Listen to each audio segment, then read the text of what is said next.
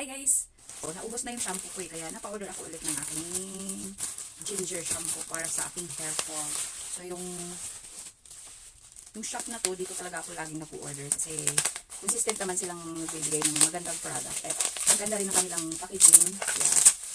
Kaya check natin ngayon kung ganun pa rin ba yung kanilang service. So naka-bubble wrap na siya and naka-box. Kaya tapos naka-box. Tcharan! So, yung shampoo and conditioner. Orange, ito po yung shampoo at itong parang may halong kunting white, ito po yung conditioner. So, ito na po yung gamit ko lagi. So, mga pang-apat ko na siguro ito na order. And, consistent naman yung effect niya. And, bawas po talaga yung paglalagas ng buhok ko.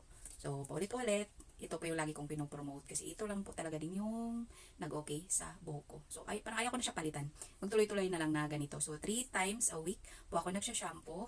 Yung shampoo kasi, hindi siya yung madulas. Medyo matigas siya sa ating hair. Kaya, mas pinili ko yung may conditioner na rin para malambot naman. So, ito, medyo amoy ginger. Ito, amoy ginger siya pero may pagka-sweet na siya. So, hindi na siya nakakahiyang gamitin kapag lalabas ka. So, yung link nasa yellow basket.